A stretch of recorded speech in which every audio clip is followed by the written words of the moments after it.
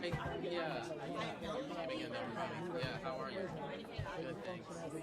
Likewise. Likewise. I think we last time I saw you was it at the left arm. Yeah, yeah, yeah. Exactly, exactly.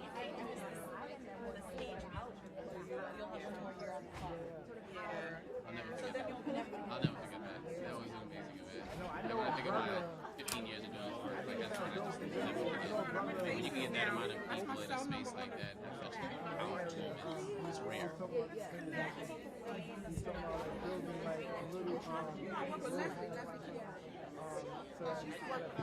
Yeah, like she got to look at her voice and her no moment in what's hopefully a movement at this point.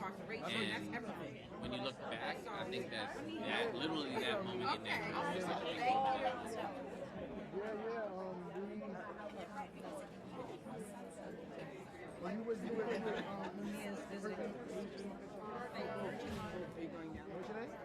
Give people something to rally around. You had a program that told them.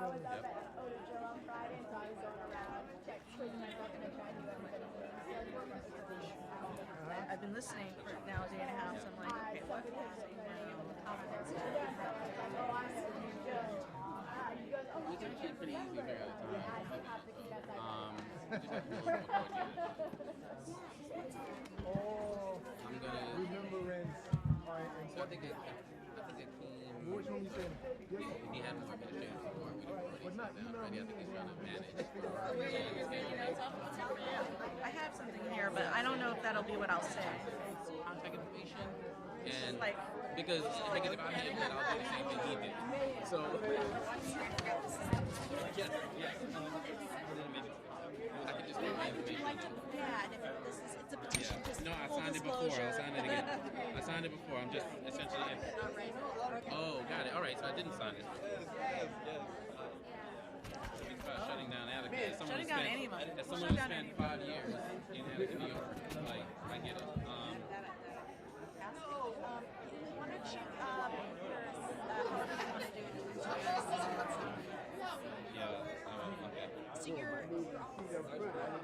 We actually operate remotely, believe it or not. We don't have an office. Ever. That's the problem he had. I told him that we actually needed to meet. Ladies and gentlemen, we're going to start in about 2 minutes. We're scheduled to start at 2:15, so if everyone could make their final networking comments and have a seat, that would be great.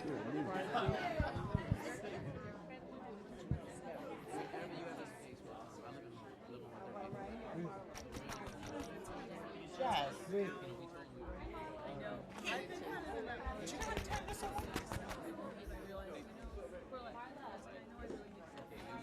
I can't find the on button for this. There's got to be an on button somewhere, right? And what is this? The computer is on. That's the computer.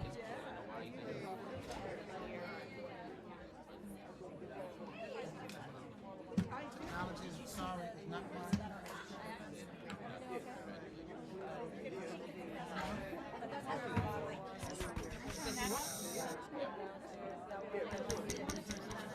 Testing. It's on. It's on. It's on. Testing. It is on.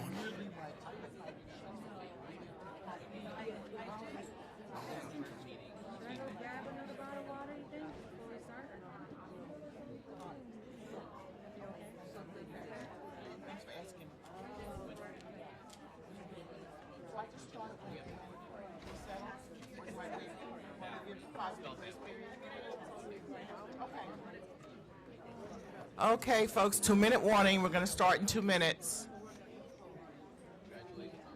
Yeah, I saw that.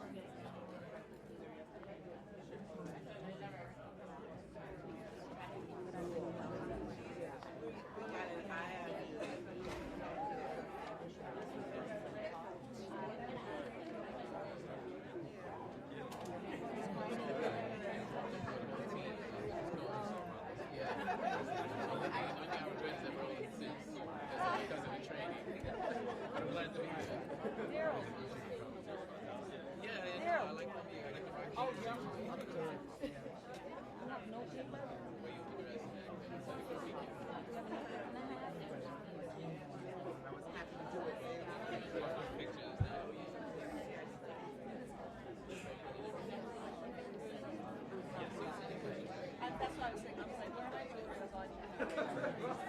with Oh. I'm gonna think for the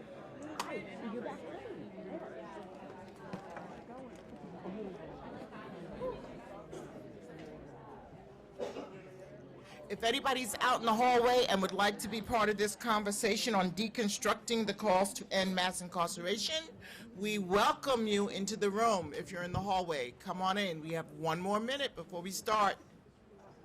Do I sound like a car salesman? Come on down. How you doing? This is my colleague Glenn Martin, Dr. Davis. He's working on decarceration issues. If you call shutting down right now, deconstructing.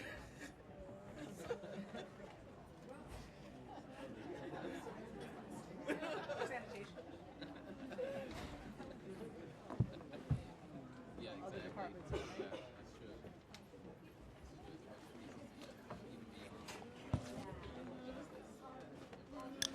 Okay, this is great. Thank you for being in this space. How many of you were here last night? Did we have a good time or what? We had a great time last night, so thank all of you for participating in that. And we're here today to continue several conversations in different workshops. And this conversation is about deconstructing the calls to end mass incarceration. So what does that mean? What, titles can be fancy, and let's deconstruct the title. We really want to talk about all of the ways in which we are collectively and individually addressing issues related to violence, incarceration, race and gender and class, and how those different activities, movements, collaborations differ. But more than that, how can we, despite our differences, work together to move the needle forward? Because if we're honest with one another, we are not all in the same place. My name is Vivian Nixon. I'm Executive Director of College and Community Fellowship, and I'm also co-founder of the Education from the Inside Out Coalition. So I work in a very contained space where we focus on very particular issues related to race, gender, and incarceration. But I see myself as part of larger movements of injustice all over the country and all over the world. But I have been in dialogue with Kathy Boudin over the last few years about one particular struggle that I've been having internally, and she has asked, she and I have talked about it, and she asked me to moderate that panel just because she knew about those struggles, and she felt that I could be really candid about it, even in a crowd that might feel differently about me after I admitted my failures in some areas. So in several of our conversations, we talk about prison abolition, about whether there really is a need for prisons in our society. And I know that Kathy is a true abolitionist, as many of you are in this room. How many of you in this room would call yourself abolitionist? Okay, that's about half the room. How many of you in this room would call yourself radical reformers or semi-abolitionists? That's my category. And how many of you in this room feel that while there are deep reforms needed in our criminal justice system, that there still will need to be prisons and jails? Well, that's good. Nobody believes that, right? Wow. Nobody's going to admit to it. And that's exactly the conversation. That's exactly. And the fact that Angela Davis is in in the room does not help me get people to be candid about their own personal failures in this area. Right.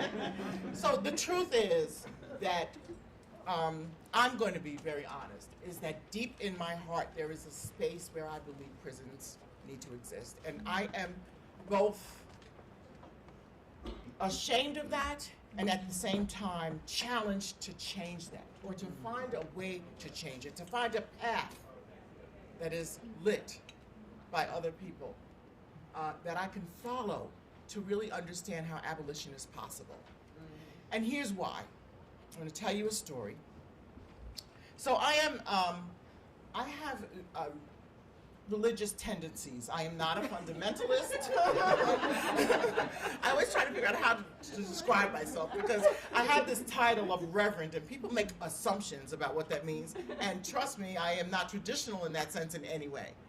I'm not a fundamentalist. I'm not into organized religious structure, but I do have a commitment to many of the tenets and the most radical tenets of love, grace, and mercy that I find in the New Testament as taught by Jesus Christ. So that is my frame that I bring to the conversation. And I used to teach an adult Sunday school class. The age range was between 35 and 70. And there were several major incidents that happened in the news relating criminal justice that we discussed in our class. And there was a time, everybody knows, there was a horrific series of crimes committed by a white male, youngish white male, Jeffrey Dahmer. And it was all over the news.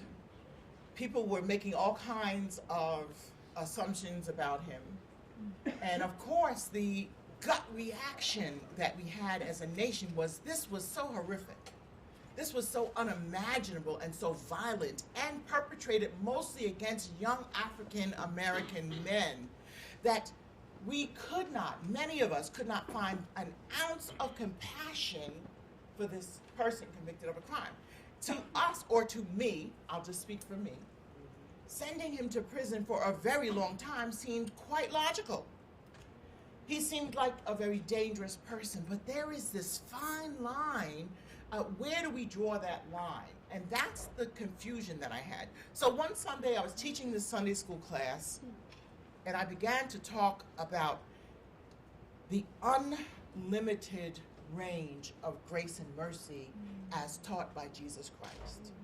And I began to see not the Jeffrey Dahmer that I read about in the news or saw on the television, but I began to see Jeffrey Dahmer as a little boy.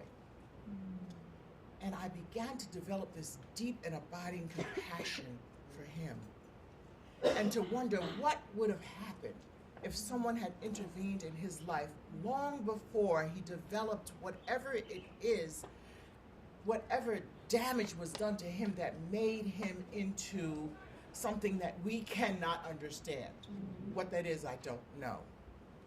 And I was deeply committed to working internally to find a way to decide that he didn't need to be locked up for the rest of his life. And I've been on that journey ever since. And I'm getting closer and closer and closer and closer. But the fact is, because we are a fear-driven society, there is still a part of me that is afraid of that kind of violence. And for me, the only way to be safe from that kind of violence is to lock it away, out of sight and out of mind. So that's the conversation we're going to have today. We're all for for the abolition of mass incarceration, but what does that mean? And how do we bring ourselves to a point? What are the solutions? What are the possible ways that we can create a society where prisons are not needed? I would love to see that society, but I'm not there yet. And many of you are not there yet. And most of our society is not there yet. And in order for us to move the needle, to shift the consciousness of the masses, we're all going to have to come up with our own way to articulate those possibilities to the people that we reach out to, the people that we organize, the people that we lead, the people that we live with. So that's the conversation. I have an illustrious panel with me today to have that discussion. I am so happy that they're here, and I'm going to let each, rather than read their bios, I'm going to let each of them tell you a little bit about the work that they do, and then respond to this initial idea of deconstructing mass incarceration and what that means in their work and how they see us moving forward collectively on that issue. Glenn Martin of Just Leadership USA, Gina Dent, Ruthie Gilmore, and Bryant Brown. They're each going to tell you what organizations they represent and give their initial comments. They each have, I think, 5 minutes to do that. 7? They each have 7 minutes. I'm not going to cheat you out of your 2 minutes. They each have 2 minutes to do that, and then we're going to have a dialogue. And of course, the last 30 minutes or so, we're going to have a conversation with all of you. So prepare to ask questions, and in unusual circumstances, because I usually don't do this, ask questions or make short statements. And I will hold you to the short part. All right? So thank you for joining us. We'll hear from Glenn first. We hear from Gina, then Ruthie, and then Bryant. Other way around. I'm sorry. Glenn, Ruthie, Gina, Bryant. Okay. Cool. Thank you. All right. Thank you to the organizers for the invitation, and thank you to Vivian for such a great introduction. I think I'm going to be a little bit sort of all over the place in my response, but let me start out with who I am for people who don't have a sense of who I am or the organization that I run. My name is Glenn Martin. I am the founder and president of a relatively new organization called Just Leadership USA. In fact, last time I was sitting here, the organization was only about 3 months old since launch. But we have what I thought was a very bold and audacious goal, which is to cut the number of people under correctional supervision in this country in half by 2030. And when we say correctional supervision, we mean more than just jails and prisons, right? Because the entire when you think of the carceral state, it's also about probation and parole and electronic monitoring and you name it. So we're trying to sort of keep our eye on the ball. Although when I said that in this room a year ago, people were like, oh, that's not too ambitious. Like, we need to get rid of all prisons and jails. And I was like, yeah, but maybe half will get us, on a journey towards that. So how do we do that? We invest in the leadership of people like myself. I served 6 years in prison before I started doing this work 15 years ago. And I asked myself, how do I go from standing in Midtown with 40 bucks in my pocket and $100,000 in debt from fines, fees, restitution, and child support to meeting with the President of the United States? And that was because people, some of them in this room, made a pretty significant investment in my leadership. Not just got me a place to live and a minimum wage job, but a real investment in my leadership and in my leadership in the movement, if you will. And so we invest in other leaders that same way. And since last year till now, we have now trained 125 leaders in 23 different states around the country, all 4 regions, all of them formerly incarcerated, and all of them activists, organizers, and folks that are on the ground doing the work. Some of them show up. I've bumped into some of our leaders at the White House. I've bumped into some of our leaders at places like Columbia and Yale. But probably most importantly, I bumped into our leaders in their communities on the ground doing the work. And yet what I find is the same across all of our leaders is that the investment that we're making in them is something that they just have not experienced before. In a movement that is about undoing and eradicating an oppressive system, I ask myself, how do we replicate that by not investing our own resources in the very leadership of the people that have the most stake in the outcome of our work? And so I continue to push the field there. We're also a membership organization. We have a few thousand members already around the country. These are people, not just folks directly impacted, but folks who care about this issue, investing in the leadership training that we do at Just Leadership USA. So to respond to the question more directly, so for instance, last year, when we launched, we talked about our effort to close down Rikers Island. And I got to be honest, when I first started talking about eradicating Rikers Island as an entire institution, even some of my closest colleagues who've been doing this work for 20 years literally called me up and said, you are going to damage your credibility by suggesting things that are so not doable. And here we are, less than a year and a half later. The governor is saying we should close it down. The speaker is saying we should close it down. Akeem Browder, Khalif Browder's brother, is saying we should close it down. And we're in a different space, but we're in a different space because we realize that if you can plant the seed of an idea, even if the rest of the world doesn't believe in it, and if you continue to believe in it and you keep saying it out loud, that eventually people will at least start asking themselves, I wonder if that's actually doable. And I would argue we're in a different space now with that campaign, and for me as an individual, I'm not an abolitionist, and Vivian and I are best friends, full disclosure, and I'm not an abolitionist, and she knows that, and for me, I have a very similar struggle to Vivian's, but what drives me not yet being in that space is the people I met in prison, like some of the best and brightest who are waiting for moments to have their liberty back. And when I think of abolition, I struggle with it because I want to do big stuff, but I want to do things that are measurable, sort of like in my lifetime and within the sentences that people are currently serving. And maybe you can have both of those things. And the more I listen to Vivian and other folks, the more I believe that you can actually have both of those things. But I just feel a sense of responsibility to the people I left behind to be pushing campaigns that are going to have like significant but measurable outcomes within an amount of time that feels digestible to them, people who are sitting in prisons struggling for their liberty. So what does closing Rikers mean to me? It's not about shutting down an institution. I mean, there's a bunch of reasons to close Rikers. I mean, when I was on Rikers 21 years ago as a 16-year-old, I quickly learned about how perverted the place was. I was stabbed 4 times while I was there. I realized you have to become predator or prey within minutes of arriving on Rikers Island. But closing down Rikers is not about even less beds. It's not just about officers' behavior. It is about repairing the harm to people and communities that have experienced the human carnage caused by that place. And so if it means that we lose 14,000 beds and we have to build 2,000 or 3,000 in the community, for me that feels like a win. As someone who has served time, as someone who spent time on Rikers, so I believe in abolition, but I also want to be able to sit on a porch in North Carolina someday and look back and feel as though I got something to sort of hang my hat on as outcomes of my work. I'll stop there. I think I'm next. Yeah? Ruby, yes. Okay. Good afternoon. I need the machine. Good afternoon. How's everybody? I'm delighted to be here. My name is Ruthie Gilmore. I'm a professor of Earth and Environmental Sciences.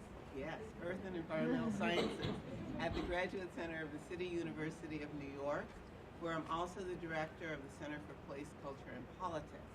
And we do hope that all of you who are based in New York will pass through for our many, many excellent programs and connections with people from all over the world who are fighting for human liberation. I'm also Ruthie Gilmore, an alcoholic and an addict.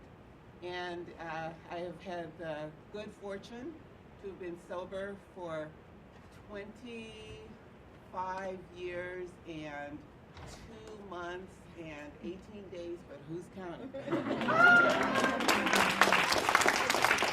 I tell you this because an addict and an alcoholic, like an abolitionist, understands the only way to change one thing is by changing everything. But everything doesn't change at once. Everything doesn't change at once. So brother, you think you're not an abolitionist. Might be. Many years ago, in 1994, I had the opportunity to actually drive Angela Davis to the airport after she had given a talk at Rutgers. I was a graduate student then, and anyone in the audience who's a student who's asked, do you want to pick up so-and-so at the airport and drive, and say, yeah, because you get to have this great one-on-one conversation with somebody and learn something. So Angela asked me what I was going to write my dissertation about. I was in my first year of graduate school. I was not young. I was 44 years old, but I was a first-year student. And so that was a good question, and I had been thinking about writing about prisons, and I said, prisons, thinking I would get approval. Angela said, let me give you some advice. What? She said, don't write about crime. And I have, from that day until this, been trying to understand and struggle with the idea of writing about punishment, the use of cages as all-purpose solutions to social problems, the devastation to communities in urban and rural contexts, the spread of a certain kind of punitive state form around the planet without naturalizing the category of crime. Now, when I say not think about crime, I don't mean to pretend harm doesn't happen. I take to heart what Vivian Nixon said. I, too, have had a family member murdered. I, too, had my elderly mother mugged. I know about harm, but harm and crime, we have to separate so we can think about crime, think about remedies for, think about harm, think about remedies for harm that happens, but more importantly, think about how to prevent harm from happening in the first place. If people are not hungry, there is less harm. If people have shelter, there is less harm. If people who are in bad relationships in which there is a sense of dependency to stay with somebody who otherwise is harmful toward them, and they don't have a way out, then there is harm. If children don't have adequate nutrition, there is harm. There is so much harm that we can intervene in before harm shapes itself into what we call crime. And this is abolitionist thinking. It's not pretending that something doesn't exist, nor is it pretending that the only remedy is for the things that exist that we oppose to go away overnight. That is foolish. And I will tell you, abolitionists, however idealistic we may be, are not fools. So I will just give you a list of the organizations, types of organizations I have worked with and done research for over the years to give you some sense of how the dots connect and what the popular front is, whether or not it's united, that moves in the direction toward prison abolition. So, for example, I worked with an organization in the early 90s in Los Angeles called Mothers Reclaiming Our Children. These were mostly women, mostly black women, who were advocating on behalf of their adult and juvenile loved ones, their children, who had been caught up in the increasingly punitive criminal justice system in California. So we worked very hard to try to stop such things as 3 strikes.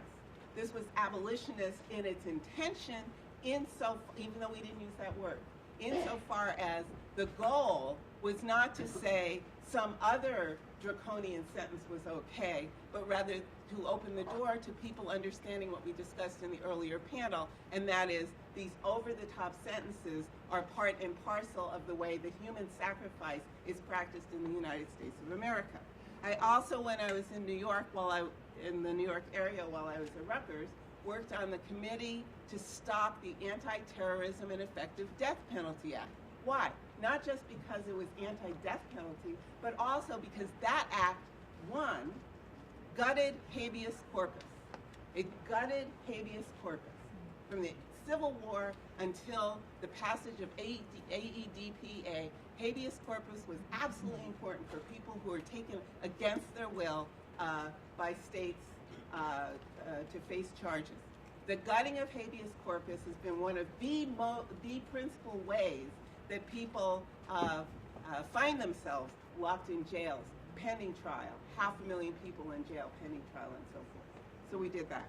Then California Prison Focus, an organization focused on ending security housing units in the prison system, right? Ending the prison within the prison.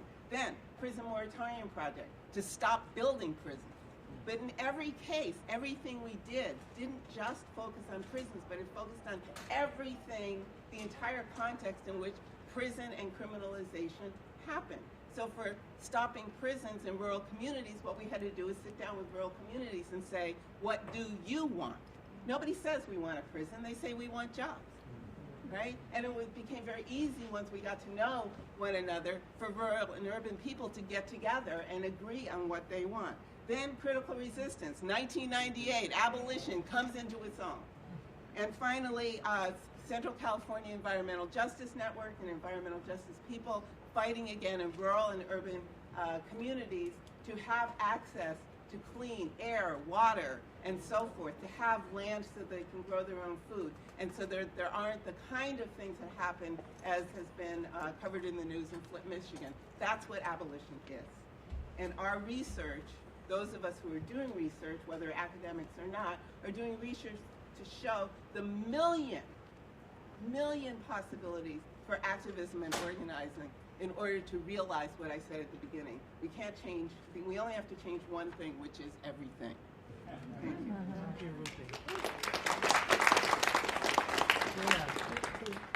Okay, now that Ruthie said everything,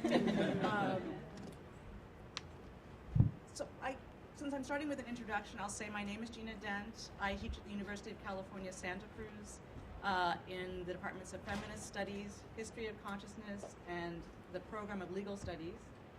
I'm not, so this is a funny way of saying this. I'm not primarily an activist anymore on a day-to-day basis. Most of what I do is actually teach, and I work in solidarity with lots of activist causes and speak about them. And I make that distinction not to say there's some kind of pure category of activists or not, but to say what I'm going to talk about right now is mostly focused on my work in education. And one of the things I'm so excited about this conference is because so many of the people who are here, especially people who are formerly incarcerated, are deeply invested in getting educations and advanced educations, something which has been denied to generations of people inside. And so that for me is really inspiring. And it reminds me, since I'm a graduate of this very institution, my PhD is actually in literature, so I'm supposed to be studying literature. The title of this panel, which we sort of are ignoring, but I can't really ignore it, is Deconstructing Calls to End Mass Incarceration. And I won't give you a specialist lecture on what that might mean in my field, but one thing it does imply is that you try to understand what kind of binary structures underlie the term that you are actually looking at the time. And if the term incarceration has binaries attached to it, I think some of those we know pretty well. And I think one of the things that the calls to mass incarceration have done is allow us to focus on racialization and criminalization.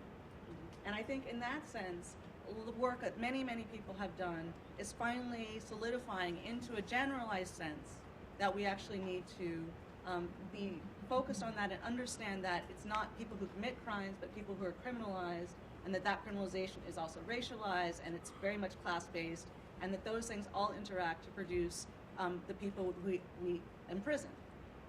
But I think it's fair enough to say that there are other kinds of binaristic structures which are not undone or deconstructed when we're actually talking about incarceration if we don't start to bring in some other things.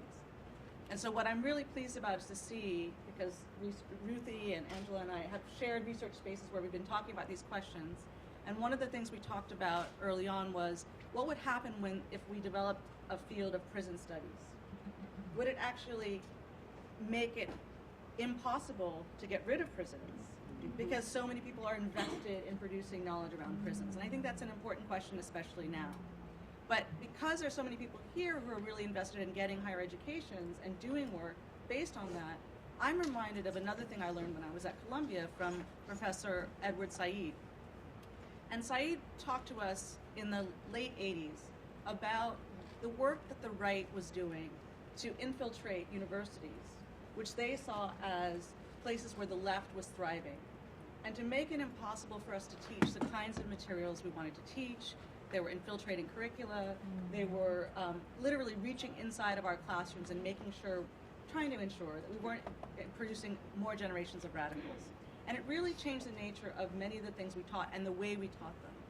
We had more of a reliance on statistics and certain kinds of knowledge, less of a reliance on the kind of creative process, critical thinking. All of you know this and you've seen this, but I want to attach that to the work that I do and think about what it might mean for abolition. Because I think what Ruthie's already implied is that Glenn and Vivian, even though you said you weren't abolitionists, we count you as abolitionists because we don't only think of, we think of the work of negative abolition, in other words, getting rid of things, as much as positive abolition, imagining what else you need, what other resources people will need in society. But we also have to think then about education. And so I'll just give you, because I think I forgot to turn my stopwatch on. No, you're fine. What am I, how long my story You can have be? 2 minutes Excellent. and 40 Okay. seconds. I got it. All right. So one of the things I do is teach a course called Women in the Law. I've been teaching it for many years. And what I love most about that course is I teach about 160 people, about half are in politics and half are in feminist studies. And they tend to hate each other because you can kind of get the character of the general person who's in political science and the character of the person who's in feminist studies and see what the mix might produce. But what's great about that course for me is that it's generated lots of activists and others who work against the prison industrial complex. But I don't start out the first day saying, I'm an abolitionist against the prison industrial complex. I mean, now they YouTube me, so they know, but they don't really know what it means. And I think it's important to talk, as Khalil Muhammad said earlier, to the unconverted, right? So, you know, how do we talk to the unconverted? What I think abolition can do now, abolitionists can do now, in this era of calls for mass incarceration, is do the other work. Of course I'm going to work alongside, I'm going to sign that Close Rutgers petition that we just saw a minute ago. Rutgers.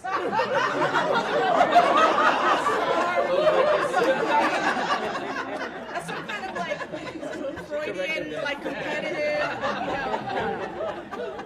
Ruthie came from Rutgers, it's okay. Rikers, it's okay. Rikers is going to get shut down. All right, so, no. We're not going to shut Rutgers. But we might redefine what education means.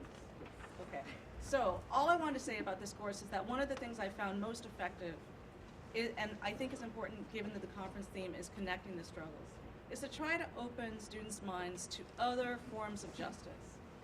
Most of our conversation tends to be focused on where we actually live locally and what's happening in terms of the racial class dynamics of where we are. Gender, trans issues are now coming more into the fore.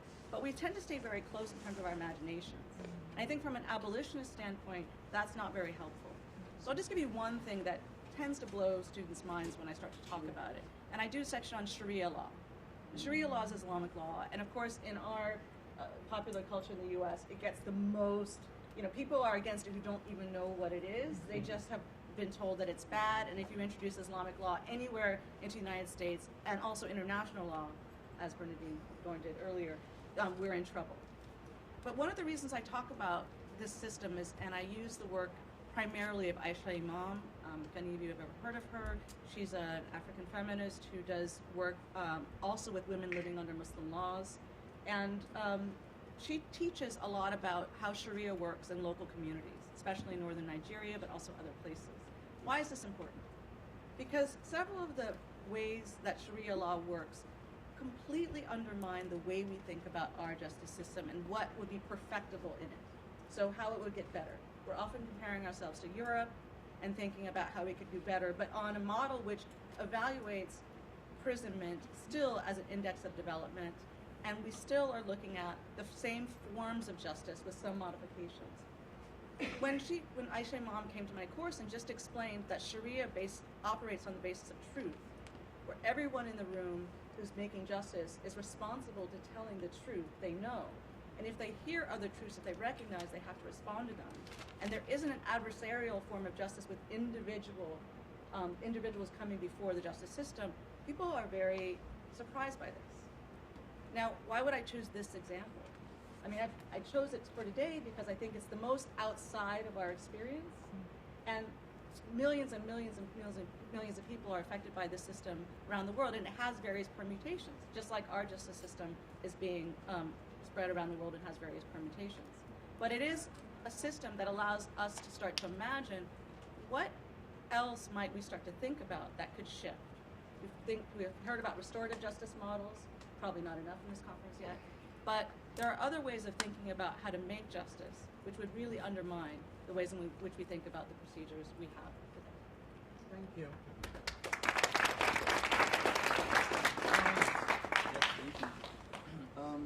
I would like to begin by just, expressing how much of an honor it truly is to speak on this panel. Oh, sure, thank you. Hello. Just again, how much of an honor it is to be on this panel, especially with Professor Gilmore and Professor Dent, whose work I constantly find myself turning to. Oh, is it on? Okay, I'll speak up. Project. Again, yeah, so it's a pleasure to be on this panel with you two. Again, my name is Bryant Brown. I have been asked to speak about, to speak on young people's experience with the justice system, in quotation marks, and on whether or not I can imagine a world without prisons in my lifetime. And the truth of the matter is that my response is, intimately linked to both of those questions. Firstly, there are many different calls to ending mass incarceration, right, that carry various intentions and operate off of a number of different assumptions.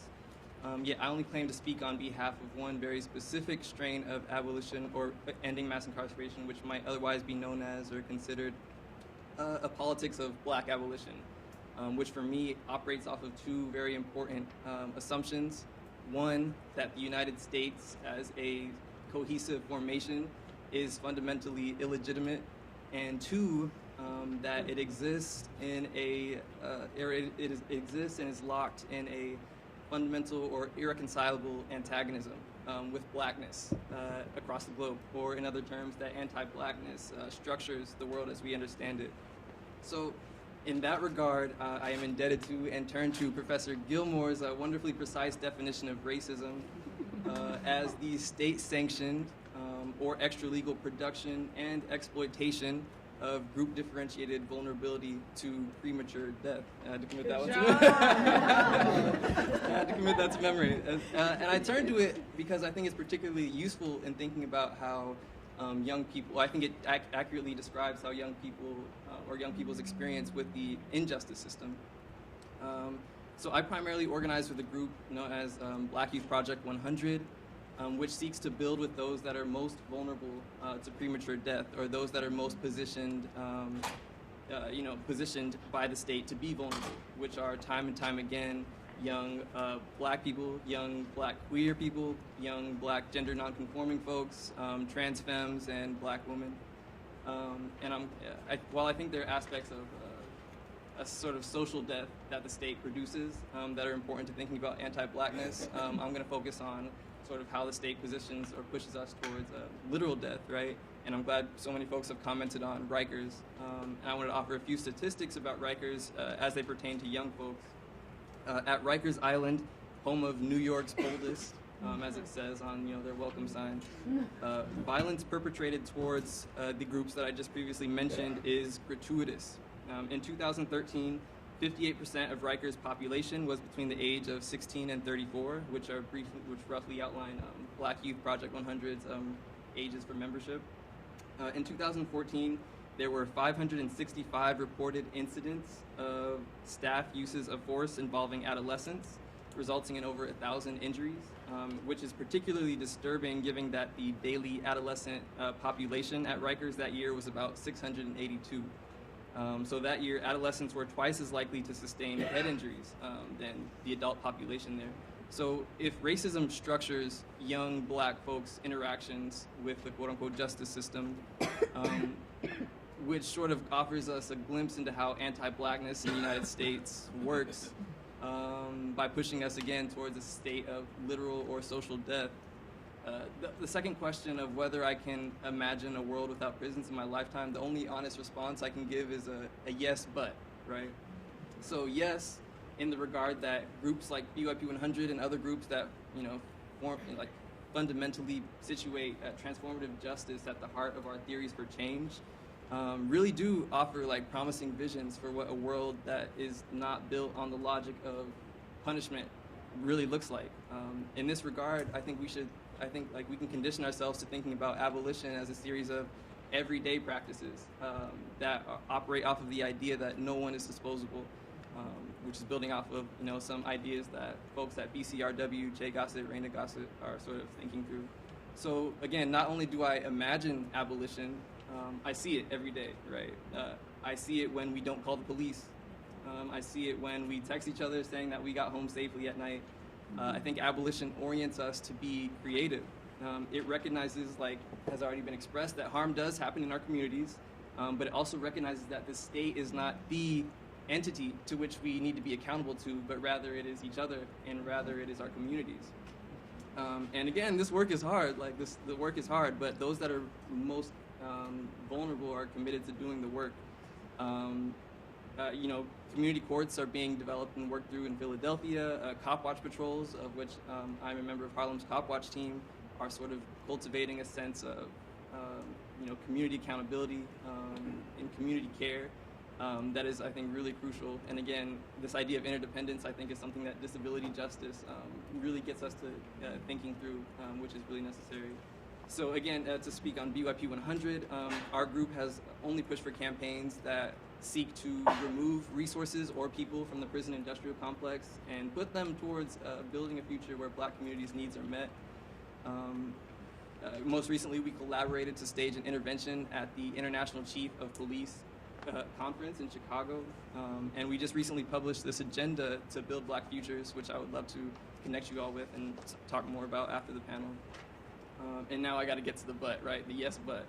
So still, for lack of a better term, I think any call to ending mass incarceration is a little is optimistic, a little too optimistic, in the sense that, and I think abolition encourages us to be critical of that optimism, right? Since mass incarceration is only the most recent manifestation of white supremacy in what is, certainly a long genealogy, we mustn't pretend that technologies for control cannot and will not change, right? A search for a good ending or, a happy ending has only historically led our movement and our communities to disastrous results. I think a politics of Black abolition aims to explain this as the result of a fact that sort of a group of theorists under the banner of Afro-pessimism are sort of pushing us to think about a fact that anti-Blackness sets the conditions for possibility of the United States. Anti-Blackness as an idea, separates, the world's populations into categories of human, not quite human, and then Black, right? With whiteness being fundamentally tied to the existence of civil society as we understand it, and Blackness constructed in our collective imagination as its opposition. So to truly imagine, for me, gratuitous freedom or something to match the gratuitous, mundane, everyday violence that our communities are constantly subjected to, simply means, with all the drama, with all the emphasis intended, to imagine nothing less than how I understand the end of the world. So I deliberately choose to end on this note and to sort of frame our conversation. I think there's something unflinching, incommensurable, or uncompromising about abolition that, while it's constantly being threatened, that we must work to maintain. While abolition does sort of offer us an organizing praxis, I really believe that a movement against racism, a movement against anti-Blackness, is fundamentally a demandless movement. A demandless in the sense, we see it in riots that happen, that happened last year, that happen all the time, all over the globe, right? From Ferguson to Baltimore to South Africa. And I think primarily because, the conditions which Black communities find ourselves in is necessary for the cohesion of the United States, for the cohesion of whiteness, for the cohesion of civil society. So, do I see, an end of the end of the world in my lifetime? I certainly hope so. But do I imagine a world without prisons? Absolutely, absolutely. And sometimes, although not all the time, I feel like that in and of itself is powerful. So I hope to challenge you all. I hope you all challenge me. And thank you again for having me on the panel. Thank you, Brian. So I want to have a follow-up dialogue here. Dr. Davis talked a little bit about this last night, but I think we've all been watching the evolution of the criminal justice reform movement as more and more people have hopped on board, and it's become a part of the national dialogue, especially in this season, this political season. And so where once it was just a particular group of people calling for the end of mass incarceration, books were written about it in the academic setting, and we realized that this was happening over the course of the last few decades that we were absolutely and intentionally building and filling prisons across the country. And then it wasn't just people who cared about the people in the prisons who were calling for an end to this trend, but there began to be this economic analysis of what it was costing our nation economically. And then more and more people came on board to say, well, we can't afford to keep doing this any longer. And now you have unlikely allies like Newt Gingrich and the Right on Crime Coalition and other allies that are somewhere in between people who are fighting for real economic and racial and gender justice and those who are just fighting to win a political battle. Where along the lines do each of those efforts fit, if they fit at all, or do we actively need to be trying to dismantle or discredit some of those movements? Or can we be real partners with groups like Right on Crime? Can we be real partners with them? Or are they a threat to the real justice that we're seeking? Is that for me? We can go down the line with that, yeah. I'm the moderator on the panel. Welcome. It's a new world for you. Yeah, I know. The guy who sat in for 6 years. Okay, cool. So, you know, it's interesting because I listened to the panelists after me, and there's nothing that I disagree with. The hard time I have is how do I translate that when I'm sitting in front of a Bill de Blasio, when I'm sitting in front of a Bratton, when I'm sitting in front of Roy Austin, who reports to the president next week. So just I want to hold on to that for a second. And maybe that's being too pragmatic, but it sort of lines up with the spaces I find myself in. But last week I also had a chance to sit in front of the Anti-Defamation League, trying to convince them to pass a resolution to get on board with ending mass incarceration. Like that sentence just sounds ridiculous in and of itself. But they did create a panel to help them think through why they should get on board with the work to help end mass incarceration. But what's more important is that I was on a panel with a woman named Holly, who is part of the Justice Action Network, which is this coalition of left and right organizations in DC doing this work. And she used to be she used to do lobbying work in Kentucky, and she's worked for a series of Republican elected officials. So I definitely knew our voices were going to be distinct from each other. And as I listened to her closely to try to find the value in the statements she was making, I found that what she was most passionate about was things like saving money, the data, the research, the idea that we can do this differently. We can still punish people but spend less money. But I also think of Mark Kleiman, who, you know, no one would argue is a conservative, right, at UCLA, who also just got a few $1 million to figure out a way to punish people in their communities using electronic surveillance. So it doesn't even break down along political affiliation. And yet in that moment, while I struggled with the fact that her values, at least as I heard them, got nowhere near my own, I did have a bit of a revelation by the end of the session, because while the Anti-Defamation League did decide to endorse the resolution and to take up this issue, they were divided down the middle. Half the room responded to me and my statements about values and my conversation about human beings and the lives of the people that I met in prison and the people I work with now. And half the people responded to exactly the message that she delivered. And at the same time, we got an outcome that I think adds value to the movement. And for me, while it's so easy to be in the moment of the movement and feel as though your approach is the right approach, and it's easy to hold on to that, right? What I tend to do is I try to look through history at other movements and ask myself if there were similar dynamics, or whether we just tend to romanticize those movements when we look backwards. And I would argue that if we had Dr. King and other folks, Brother Malcolm X and other folks sitting here today, they would tell you that other movements similarly had disagreements in approach. And so what I often watch for now, my litmus test, is whether people are causing harm, like whether people are really moving us backwards.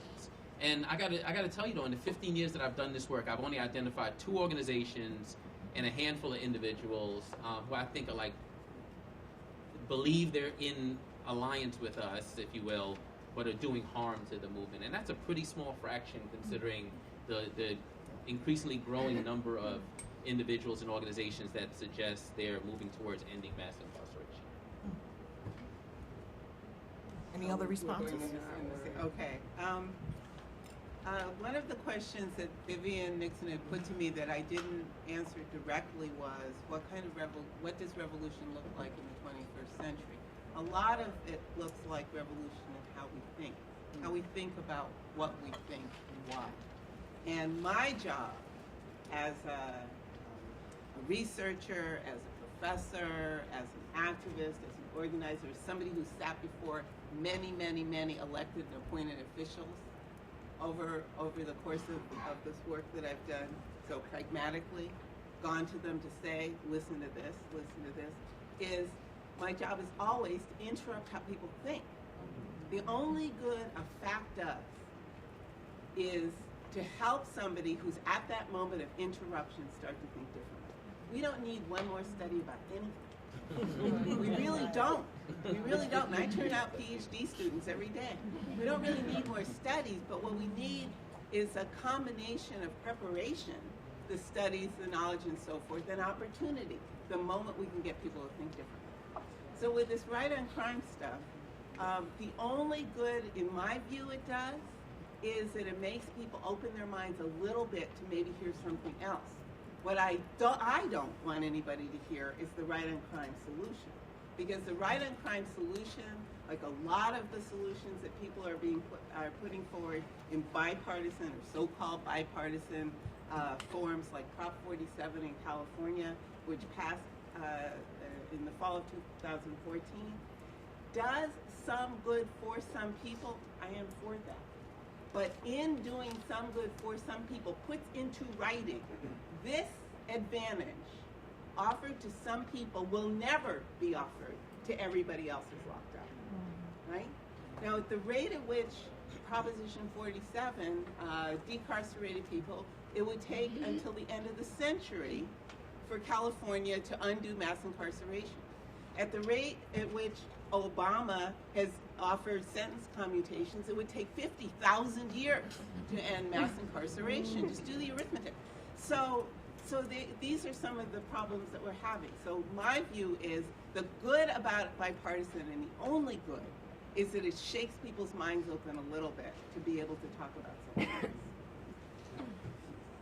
So I think the hard part in answering your question, Vivian, is really how you put it as an either or. So are we going to work with them, or are we not going to? And I think, honestly, I don't think my role primarily is to help those right on crime folks or the people. I'm not in some of the rooms Glenn's in, and I'm not in some of the rooms Glenn's in, both because of the experience I didn't have, I've never been incarcerated, and also because of the work that I do, which has put me completely on the margins of national conversations on this issue, even now, which is okay with me. Academics don't mind living on the margins, and I think that's fine. So what is the space that's opened up here? I don't think it's an either-or space in the sense that, some of us know the term non-reformist reforms. When you try to distinguish, what's a good reform that's not going to be against the revolution and a bad reform, and then you try to tease it out and it doesn't always work out too well, and so that distinction can be very hard to make. But the point of trying to even discuss that is to say, there isn't a situation where I would sit back and say, oh, Glenn, don't go to those meetings. I don't want to be sitting on a panel with you because you're associating with it. I think that kind of thing is not helpful in any way, and it's really not what I think of as abolitionist practice. I think Ryan described it well. It's an everyday practice, and I think that work, we do it in whatever way we do it. I think one of the mistakes, though, in this moment, where we have this kind of concentrated energy, is to try and do everything the same way. We are in such an individualistic, we haven't talked about capitalism at all, really. We should be talking about it. Part of it is their economic analysis, whichever side you're on. I usually don't agree with either side, because it's based on a form of economic analysis that I don't even ascribe to. But that's another point. But I think we actually do need to be in a situation where we again. Sorry, I have a migraine, so every time I look up, it's okay. I lose my thoughts. But I think we're in a situation where we need to be able to imagine ourselves not doing everything individually and trying to be the better person, have the best analysis of the prison system. I mean, I see this kind of competitive way in which we're working, and we say like, oh, we all need to be doing it. The truth of the matter is we can't all be doing the same thing. Why have we lost some of the organizing skills that allow us to actually apportion work and realize what people are best at and deploy people strategically to do different kinds of work? And so this conference to me is amazing, coming back here again, to see how many different kinds of people are doing how many different kinds of work. And to be reminded, especially looking at the young people, about how many people are coming up who are going to do it differently. And I think as long as we remember that, we need to figure out what our specialty is and try to do that work well. We're on our way to abolitionist vision, which we share, but we don't share in the same way. I'm going to be an abolitionist by the end of the panel. That's our job. I already am. I'm already there. Right. Yeah, I agree. I mean, at the start, I mean, there's no such thing as a politics of like pure innocence, right? Especially in this state that's founded on settler colonialism. Every day, we're losing or we're doing something wrong, you know, by the very existence of the United States. But I do think that, and again, like, right, we do need tactics, but always those tactics need to be in the service of a greater strategy, and I cannot overemphasize enough that the process, the way we go about doing things, is just as important as the ends, or whatever ends that we attempt to accomplish. So what assumptions, like, we're carrying to the table, what ideas, like, we want to stretch or expand or push. And I think like a good example, or the first example that comes to mind about like how we might be, you know, tactical in that way, for example, is with the prison divestment campaign that happened here on Columbia's campus. Again, like, prison divestment alone as itself can be like self-serving, or alone doesn't amount to much unless it's attached to, you know, a broader movement to ending mass incarceration, and if that's made clear, right, and if we're constantly building like relationships with other campuses that are doing similar work. So again, I don't, in the fear of not being redundant and echoing just other things that panelists have said, we should be strategic. So, I've been doing this work for 15 years and have different relationships with lots of folks in the room. And there is sometimes a tension among us regarding the way we go about doing the work. Like, there are people who would say, well, I don't want to hang out with Glenn because he's like all up in the mayor's face, and I'm not about the establishment, you know, he needs to be out somewhere marching with a sign, right? So, and and he's done both, right? So, and when I try to have a dialogue among some of my colleagues who I love dearly, that there are different approaches to the work, and each approach is needed for different reasons. It fits within people's comfort zones, within their personal capacity, their styles, but it also reaches a different audience who may be, as Ruthie said, open to hearing more about change. We don't have to embrace their solutions, but we can take advantage of the fact that the door is open, right? How do we? This conference is about collective organizing or cooperative movement building. I forgot the title of the conference already. But Something like connect the dots. connecting the struggles. I had the theme, but I didn't have the words. How do we connect the struggles in a way where we can give one another the same love and care and empathy that we really expect the world to give us? There's a disconnect within the movement. I see it every day. How do we fix that? That's a big question. Go ahead, Glenn. Answer it. Thanks. So I think the disconnect in the movement is just all natural and all good. I think it's just where we are in the movement, and I think that it's indicative of the fact that we're going from moment to movement. And again, I think if you look historically, differentiations within movements is just sort of natural evolution of movement building. You know, Vivian, I'll just share with the audience. I mean, part of my ability to get over this hurdle of what we do with the distinctions in the movement is informed by my relationship with you. Because you and I would argue, have like an extremely close relationship, and yet we don't agree on everything. We don't agree on approaches. We don't agree sometimes on sort of, why we got involved in the work or where we should land. And both of us have evolved over the years, but we still have distinctions in the way we think about the work and so on. And yet, I use our relationship, which feels like conflict sometimes. It's all right. I think leaders live in conflict. I think it's okay. But I use that conflict to remind myself that when I'm having conflict with other people in the field and other approaches, that there's still common ground that has tremendous value, but also that the relationship is how you get beyond those things, right? Like, movements are about relationships. I remember when I marched in the march we had in New York. God, there were about 65,000 people at that march, and I was on the front line. And I remember when we started, there were about 3 or 4 people on each side of me, and about 20 blocks in, suddenly there were 20 people on each side of me, and when I looked back, there were just thousands of people behind me. And I remember looking to the sides again, and every single person that was next to me was on their cell phone, and they were, doing what we do on social media and so on. And the reason I struggle with that is not that I'm fighting against the idea that, we do digital organizing these days and so on, but because I worried that people weren't spending enough time building relationships with the people who were standing next to them. Because I think that is what makes movements sustainable. Because if you do something I don't like, and I feel like it's going to damage the movement, I'm not going to just throw you under the bus. Because I know so much more about you. I know so much about who you are, what your value system is, and even if we don't always agree, there's enough that we agree upon that makes us friends. So there's enough that we agree upon that I want to hold on to the relationship and have us continue to move in the same direction together. So if you look at our training at Just Leadership USA, and this is the last thing I'll say and I'll stop. I sat with a funder the other day who potentially could give us pretty significant dollars to fund our leadership training. Even though we've trained so many people around the country and there's all these folks saying there's some value in what it is that we're doing, we don't have one funder yet that funds specifically our leadership training. And this was like a great opportunity.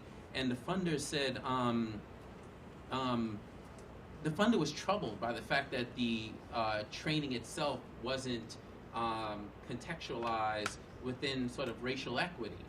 And if you look at our leadership training and who we're training, like I got a white guy from Montana that you could like put on a box of Marlboros, like, but that's very deliberate because I actually think that as a formerly incarcerated person from Montana, when he speaks, there are other people who look like him that will hear a message from him that they won't hear from our other leaders. In fact, they may not even hear our other leaders talking.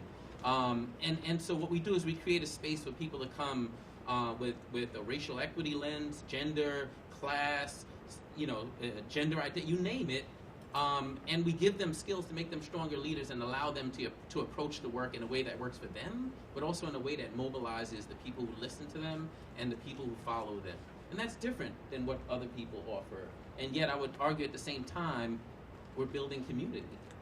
And there must be some value in that, because now these leaders all move forward together collectively. Thank you. No. Actually, that's a good question. It turns out we will not get the funding because we're not doing that approach. Interesting. Well, I don't know about funding. I did hear my brother in the front row express some frustration that we're not proposing solutions. There are many solutions. I kind of thought this panel was to talk about some big picture stuff, but I can list some solutions. 1 is sentence reform. 2 is ending parole. There should be nobody should be on paper when they come out. It's over. 3 is putting the money in the community. 3 is putting money in the communities that otherwise goes into maintaining the buildings with cages and the funding inside. 4 is understanding that of all the people who work in prisons, the only one who need a prison to exist to have a job are the guards. Everybody else, a secretary, a bookkeeper, a teacher, a locksmith, a janitor, a truck driver, can do all of those things in the free world. So the movement of resources for public sector employment from inside to outside is another thing that is part of the solution. that we can work with public sector unions other than the guards unions to build toward, and other than police. 5, fewer police. Not only fight against every city, including this one that has increased police, but get rid of police. The way we have fewer arrests is have fewer police on the streets making the arrests. 6, education inside and outside that is not education in order to individualize people into thinking I individually made a mistake and now I have to pay for my crime, but rather to understand that they may or may not have committed harm, and there's something that they can do to deal with the trauma and the bad decisions that have led to that, but also to understand the relationships that we have with each other. And that kind of teaching also has to be in the free world. 7, look at the whole pot. Who is in prison where, under what jurisdiction, and who is holding them? 92% of all people in prison and jail in the United States of America are in publicly owned, publicly operated facilities. 8% are in private. 92% public. In states that have ended contracts with private prison corporations, the number of people locked up has gone up, not down. Up, not down. So you can go after the privates, but you can't rest if that's what you've done, because what has happened in the United States is the number of people locked up goes up. Next, do not think that the 2.3 million people in prison and jail are there so that their labor can be exploited. There are 4,400 people in prisons and jails, prisons only, in the United States who are working for private corporations. 4,400 out of 2.3 million people. Most people who are locked up aren't doing anything. They don't even get to go to school. They don't even get to learn a skill. Nothing. That's human sacrifice.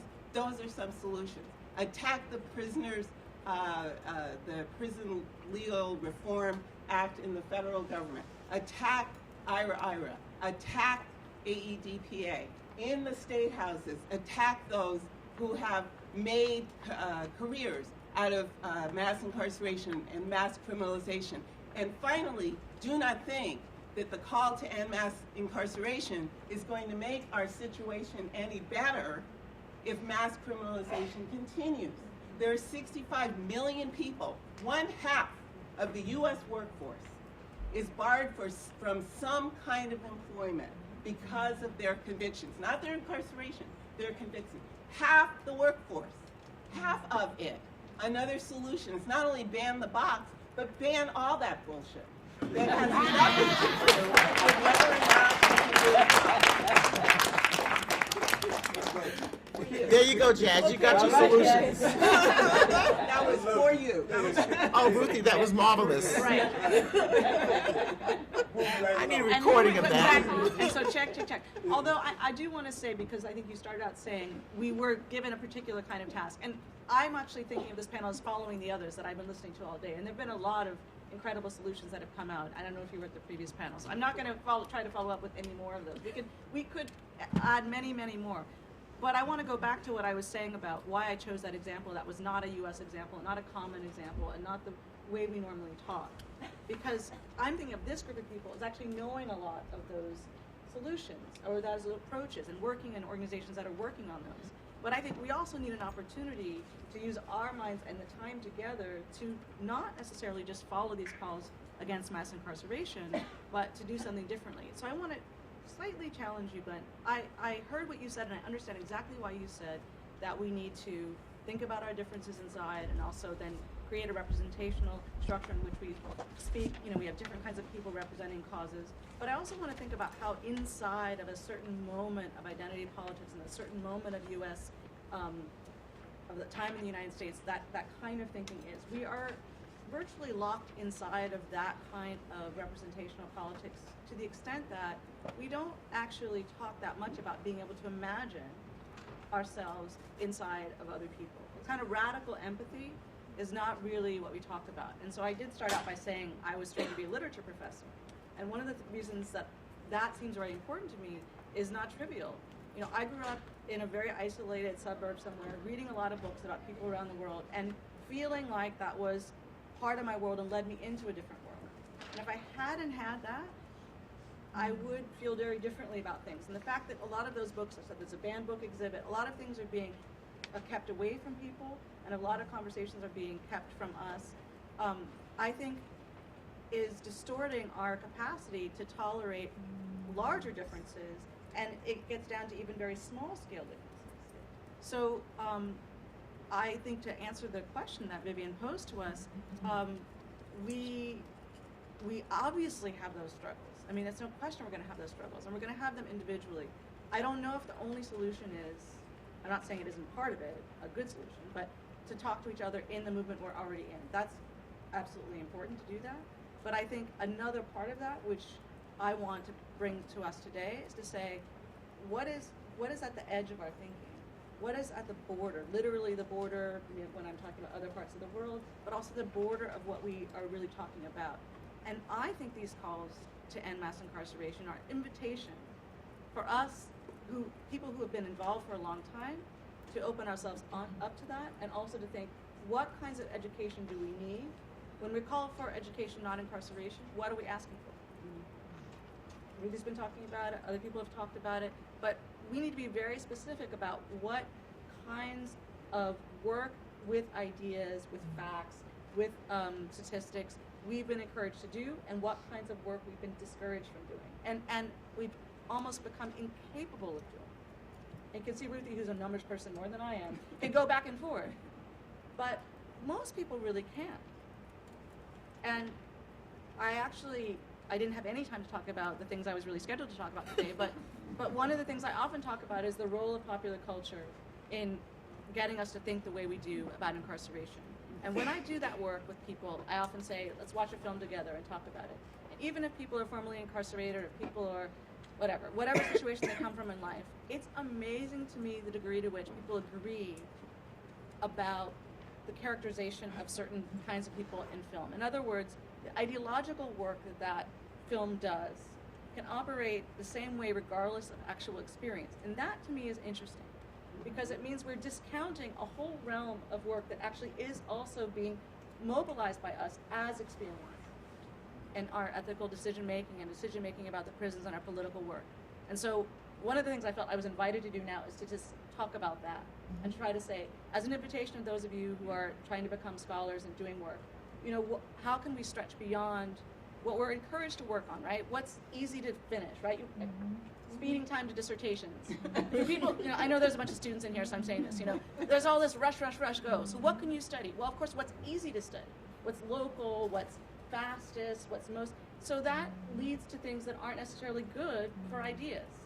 So I'm not saying we don't have practical urgencies, but I am saying that sometimes they're created because they actually turn the work we're doing, which starts out as critical, into something that's not ideologically critical at all.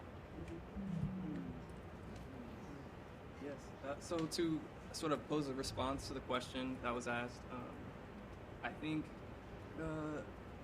it's essential for our movement to begin from a place of humility, right?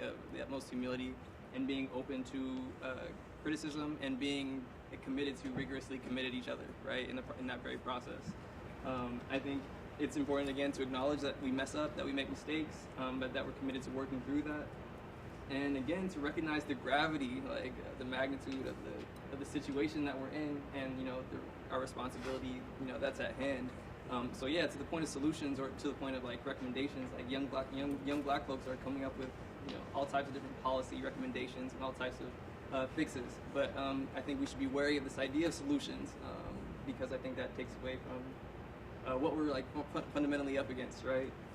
In the words of Amy Césaire, right? We inhabit a 400-year-old war, right? This has been going on for a long time. And so again, to that point, I think, we should be asking each other questions that are often really simple, right? How do we care for each other? How do we make sure that each other are fed, and that we're okay, and that we're taken care of? And in that regard, I also agree, I think we need to turn our attention to how the imagination is working, what's going on in the collective imagination, in our collective psyches. Why is blackness collectively, why is there this global consensus on blackness that links blackness to criminality, right? And how might that inform our organizing work? And why is it that sort of LGBTQ rights groups are calling increased punitive punishments for LGBTQ hate crimes as the solution, right? That should be a red flag for us. So again, being critical of this idea of solutions to a problem that's older than all of us is essential to our organizing practice at least. Thank you. We're getting really close to the time where we have to open up for questions, and I really want to thank the panel for being so flexible and for tolerating my moderator privilege to ask the questions I wanted to ask. Because it really, I think, speaks to those of us who are on the ground doing the work, trying to understand how we can be more effective, more connected, and hopefully move toward a better understanding of what it means to do this work to end mass incarceration and mass criminalization. One thought that is on my mind right now is, as Brian talked about the LGBTQ community calling for more punishment on hate crimes, is we need to start having a conversation about what we think needs to happen to people who are representatives of the state who commit violence against our communities. That is something we never talk about. What do we do with the police that murder children in our community unnecessarily? So, Governor Flint. yeah. So, what do we do with that as members of the abolitionist community, for which I am now to be proud to be a part? So, thank you, panelists. We're going to open up for statements and questions, very short statements or direct questions. Jazz, I'm going to let you go first, but Jazz, I'm going to time you. I think there's microphones too. And there's a microphone in the center aisle. Because I've been sitting here steaming. You threw your camera away before I gave you my aria. Yeah, I miss filming the most precious. I miss filming you. Yeah. I'm sitting here, and we tend to talk about the problem ad infinitum, right? But seldom do we talk about the solutions. And when we get around to the solutions, there's, nothing new coming forth. So what I'm saying is, mass incarceration is a human construct. Human beings put that together. Human beings created prisons, and they created the crimes the pathway into prison. Everything is a human construct. And we, as human beings, can deconstruct that. We can come up with a new construction. You understand? And this was done through the political process in this country. When African Americans came out of slavery, there was 4 million of us. There's 45.7 million African Americans in this country today. 54 million Latinos. And yet we represent the biggest, we're the only communities in this country that marches up and down the street talking about no justice, no peace. Hands up, don't shoot. And all we do is bring attention to the problem. The problem was created in the political process. And that's where it has to be ended. We have to organize. Blacks and Latino population represents over 100 million. 100 million out of 308 million in this country, a population in this country. If we organize those numbers politically, to have a voice in the political process and to speak in one voice, we wouldn't have none of these problems. Because all of these problems have been constructed in the political process. And if I'm wrong, please tell me where I'm wrong. Thank you, And Jazz. why don't we talk about it? Thank you, Jazz. Why do we just sit up here and intellectualize about, I got 4 college degrees. I got a bachelor's and a master's, and I've attended Harvard on scholarship. And some of the dialogue I heard here, I wasn't even sure. that I understood it. You know, so let's talk about the solutions. Thank you, Let's talk Jess. about solutions. Thank you. I'm passing the mic.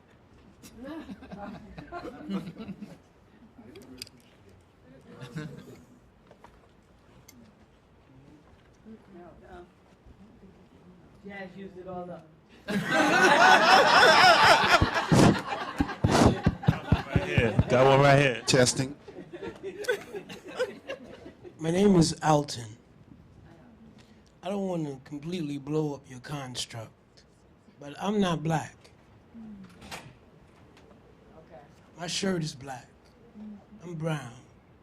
I'm a Nubian from the continent of Africa, born in America.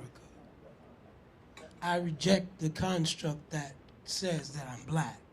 And all the propaganda that they've built that's spread throughout the world about being black, as far as I'm concerned, the message, the subliminal message is being black is the problem. I'm not the problem. The other day I looked on the application. On the application there was Pacific Islander, there was Hawaiian, there was, you know, all these nations. But when it talked about me, or when it referred to people like me, it said black and white. Why is everybody else a nationality and I'm a color? Thank you. Yes, and the construct of race is false. We know that, and that's a One thing I would different like to panel. But ask. thank you so One much last for question. reminding us. The Well, that question I wasn't a came question. to ask is, are any of you on jury duty? I can't be on jury duty. I have a felony.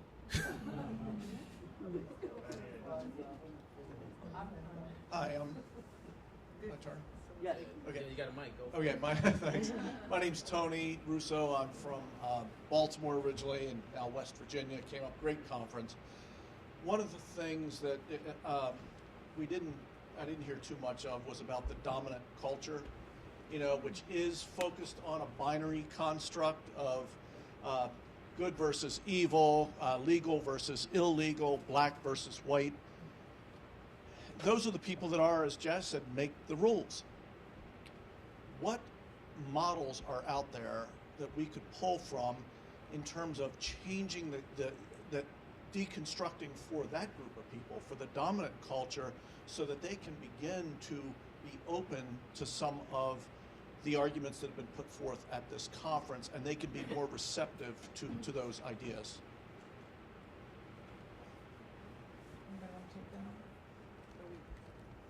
I feel like the response I have is so simplistic, but I'm just going to say it, which is, you know, if this country has been,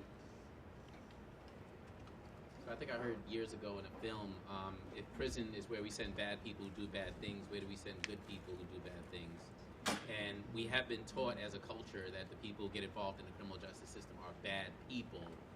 How do you undo that? I feel as though there's no way to undo that without the voices and leadership of people like myself in the lead, like up front, resourced, supported, for people to learn how to lead from behind and to lead from the side and to create space for people who've been involved in the system to lead. Otherwise, other Americans hold on to a belief. I mean, if you're under 65, 70 in this country, you've never seen anything different in your adult life than what we're currently doing. And so it really is a very ingrained belief, not just in conservatives, but also some of the most progressive amongst us. I mean, I essentially professionally grew up in a field around some pretty liberal folks who say things in rooms that make me cringe, you know, and yet they're well-intentioned, but they're speaking from a norm, a reality that they've been taught for their entire lives in this country.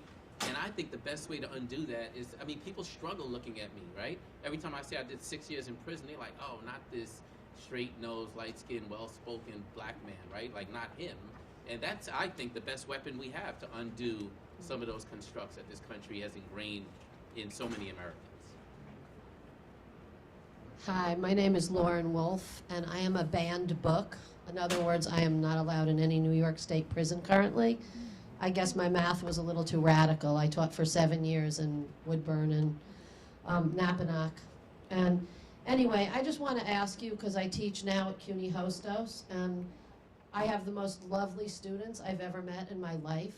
the most amazing people, and many of them come from homeless shelters to attend my math class, developmental or almost graduate level. And it's just so heartbreaking to me every day to see the struggles that these students go through. And just the other day, a student of mine was late. I said, "Why are you late?" He says, "Oh, I'm sorry, I was harassed by the cops at the corner, by the subway by CUNY Hostos," which, by the way, does not say you're stopping at Columbia or you're stopping at Hunter or NYU. We're just 149th and Grand Concourse.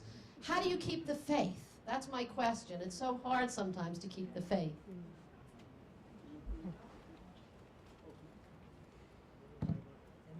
Okay, how do you keep the, I don't know. I mean, for me, the way I've kept the faith over the years is by learning from people who have been involved in the struggle in many ways, how they understand change happens. That's how I keep the faith, because there's constant renewal. So when I began my remarks, I listed a whole series of organizations, most of which I co-founded, but not all of which I co-founded, that did all different kinds of things. So some of those, several of those organizations I worked in simultaneously, others serially. It didn't matter. But I keep the faith that there's always something that can be done. And I just want to say, because we're sitting in New York, although not everybody here is a New Yorker, that one of the key, in my view, struggles for the streets of the city of New York today under Commissioner Brown is to stop the new collaborative policing. That's what they call community policing this round. To stop that, as well as to fight against quality of life policing, because that's the shovel of criminalization. It's the shovel of criminalization. So that is one place where we can develop hope by working with people who are most impacted by that. We're going to take one of this. We have time for one or two more questions, short ones. Hi, I'm Yeah, we can do it. Hi, I'm Ruth Hopkins. I'm a journalist from South Africa. And can you hear me? Yeah. Okay.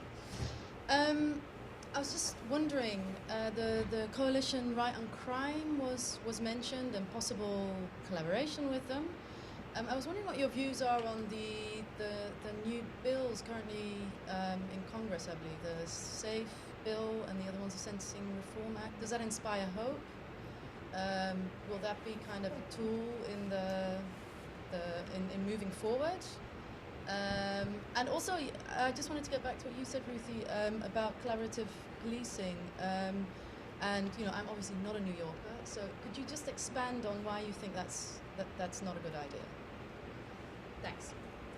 In two sentences, the problem with collaborative policing is that it transforms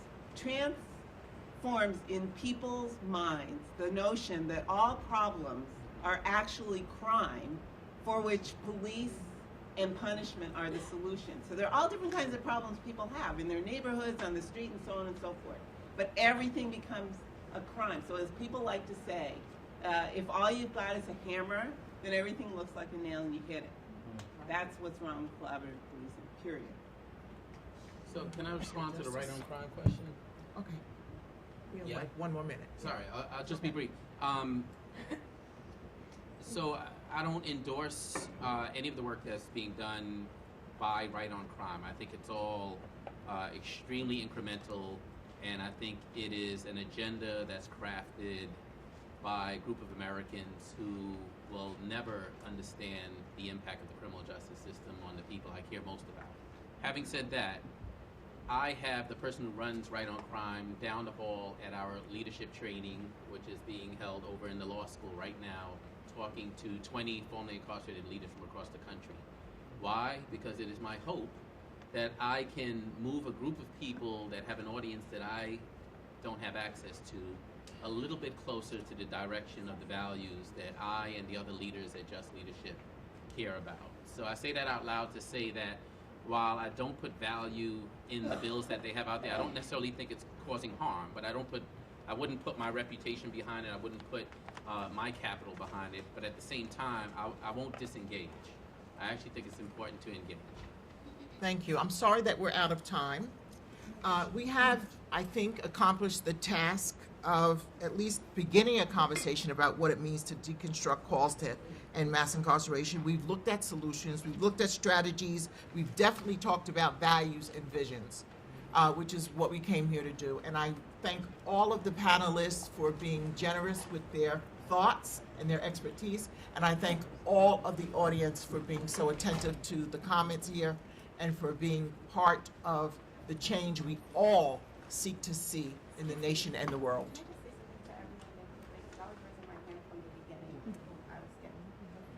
I have a brother who's been incarcerated for the majority of his life. I also know a lot of black men who have been incarcerated for the majority of their lives. I have done time with these guys, from even being a little girl with a boyfriend in jail to being a grown woman with a brother who's constantly in jail. All of these solutions does not include the actually incarcerated men. These men are educated enough to speak for themselves. They're very well educated. If they educate themselves on the law, they educate themselves on what they're going through, and they educate themselves on even more bad things than what they knew before. And a lot of the times, the system is so separated from us actually helping them, touching them, visiting them. There's no lawyer funds. We're not raising any money for lawyers. We're not raising any money for their children. You have people raising money for white murderers, and they're getting $40 million off the internet, $8 million, $10 million. We have yet to raise any money for these people's children to go to private school.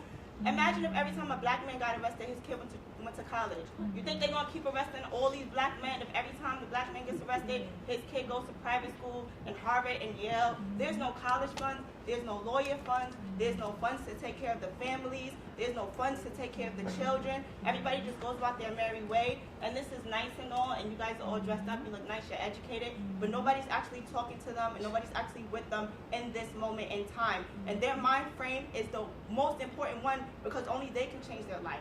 So if we're gonna eradicate ourselves from mass incarceration, we have to start with the people that's actually incarcerated and actually go into the jail system, maybe start visiting programs, stop them from being isolated from the community, maybe have politicians go see them, maybe more documentaries, maybe try to get inside of these jails to see what's going on.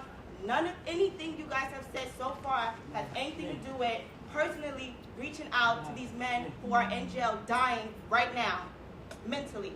Inside out, and I'm free, go in every day.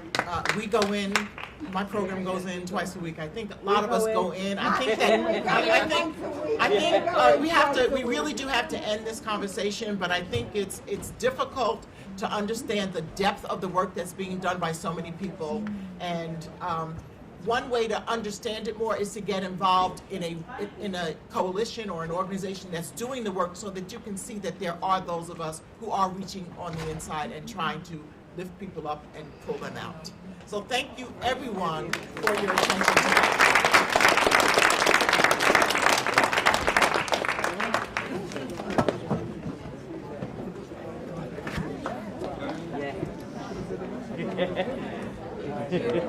What's going on? How are you?